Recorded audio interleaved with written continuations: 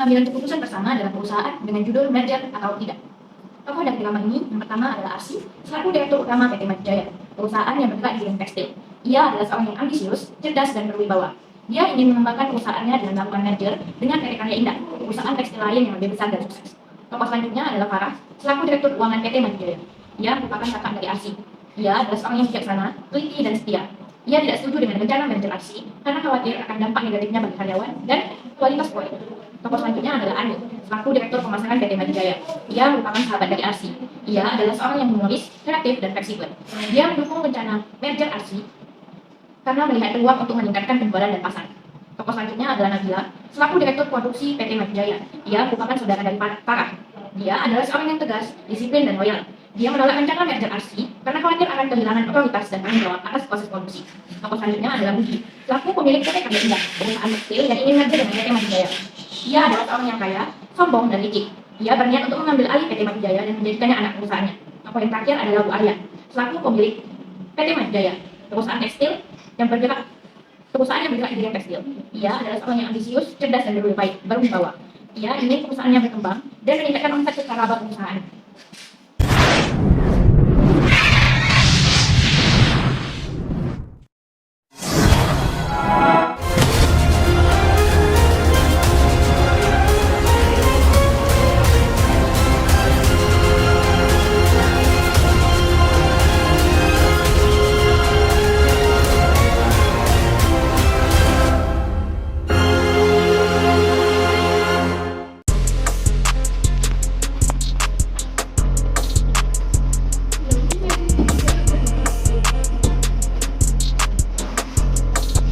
Para direktur, saya memanggil kalian semua ke sini untuk membahas hal penting yang menyangkut masa depan perusahaan kita.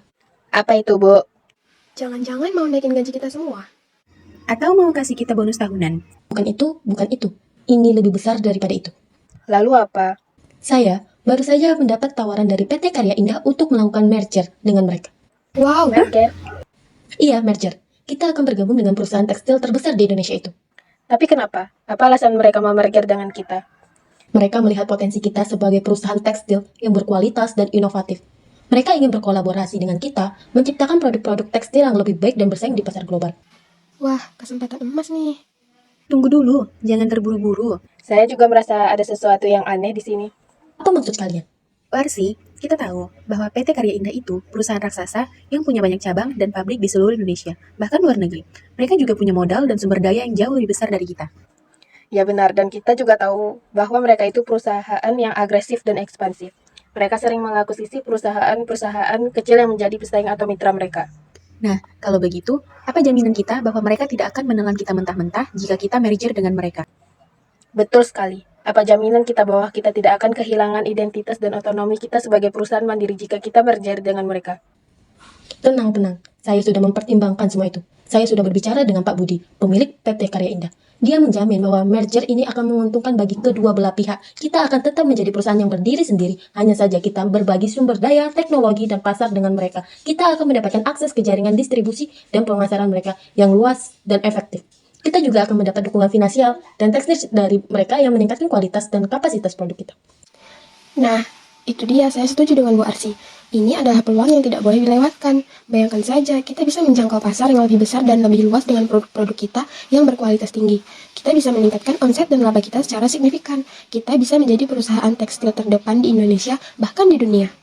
Betul sekali, Ani. Saya senang kau melihat visi yang sama dengan saya. Tapi, Bu Arsy, Bu Ani, kalian tidak memikirkan dampaknya bagi karyawan kita. Bagaimana nasib mereka jika kita merger dengan PT Karya Indah? Apakah mereka akan tetap bekerja di sini atau akan dipindahkan ke sana? Apakah mereka akan mendapat perlakuan yang adil dan layak dari PT Karya Indah? Apakah mereka akan mendapat kesempatan untuk berkembang dan berprestasi di sana? Ya, itu juga yang saya khawatirkan. Karyawan kita adalah aset terbesar kita. Mereka adalah orang-orang yang sudah bekerja keras dan setia untuk membangun perusahaan ini bersama kita. Mereka adalah keluarga kita. Kita tidak bisa mengabaikan hak dan kesejahteraan mereka demi kepentingan bisnis semata. Saya mengerti kekhawatiran kalian. Tapi, kalian tidak perlu khawatir. Saya sudah berjanji dengan Pak Budi bahwa karyawan kita akan tetap bekerja di sini, tidak akan dipindahkan ke sana.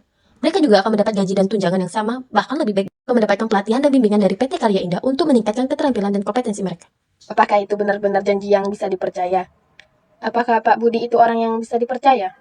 Tentu saja, Pak Budi itu orang yang profesional dan berpengalaman. Dia juga orang yang baik hati dan murah senyum. Dia tidak akan menipu atau merugikan kita. Saya masih ragu. Saya juga.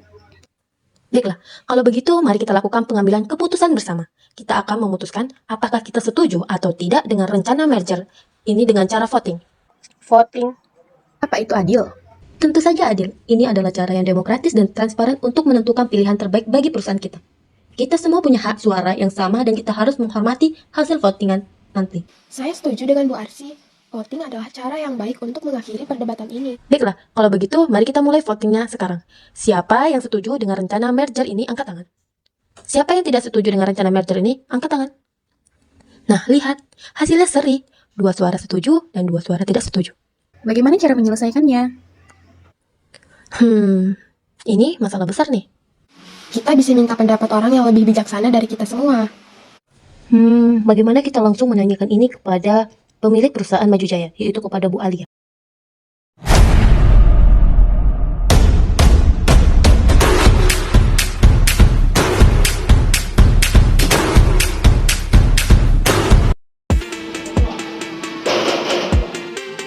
Misi Bu, maaf mengganggu waktunya. Kami di sini berempat ingin berbicara dengan Ibu.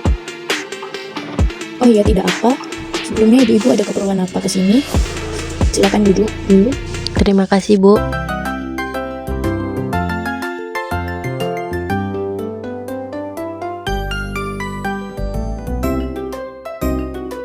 Maaf sebelumnya Bu, kami di sini ingin meminta pendapat Ibu. Sebelumnya kami mengadakan rapat mengenai PT Karya Indah yang ingin merger dengan PT kita, tetapi kami belum mendapatkan keputusan mengenai permasalahan ini. Maka dari itu, di sini kami ingin meminta pendapat Ibu selaku pemilik PT ini. Oke, baik, saya mengerti. Sebelumnya saya ingin mendengar pendapat ibu-ibu sekalian. Dimulai dari Bu Arsy, silakan mengutarakan pendapatnya. Terima kasih, di sini saya setuju bekerja sama dengan PT Karya Indah karena kita bisa mendapatkan keuntungan yang luar biasa saat bisa bekerja sama dengan PT besar tersebut. Saya tidak setuju bekerja sama dengan perusahaan itu karena perusahaan itu adalah perusahaan yang agresif dan ekspansif. Saya setuju, Bu. Karena jika kita melakukan kerjasama dengan perusahaan lain, maka perusahaan kita akan semakin maju dan besar. Tapi, Bu Alia, menurut pendapat saya tidak setuju dengan kerjasama ini karena jika kita bekerja sama dengan PT Karya Indah ini, apakah karyawan kita akan tetap diperlakukan dengan baik? Baiklah, setelah mendengar pendapat ibu-ibu sekalian dan juga informasi yang saya dapat dari luar, menurut saya sebaiknya kita tidak melakukan merger dengan PT Karya Indah, karena sebaiknya kita fokus saja untuk mengembangkan perusahaan kita. Kita harusnya meningkatkan omset dan laba perusahaan kita ini. Kita harus memikirkan cara agar perusahaan kita semakin berkembang di masa depan dan bisa berkembang di lingkungan global.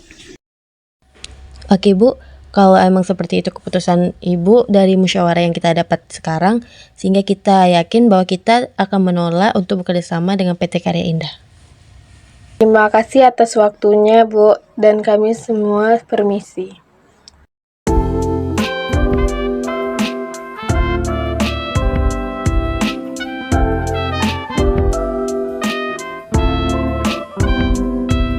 Jadi, kesimpulan dari drama ini adalah ketika kita ingin melakukan pengambilan keputusan, kita dapat melakukannya dengan musyawarah. Tetapi, jika saat musyawarah tersebut tetap tidak bisa mengambil keputusan, kita dapat menggunakan alternatif lain, yaitu dengan melibatkan orang ketiga, di mana orang ketiga ini adalah orang yang sangat kita percayai dalam proses pengambilan keputusan, sehingga kita dapat menerima hasil yang sesuai dengan tujuan perusahaan.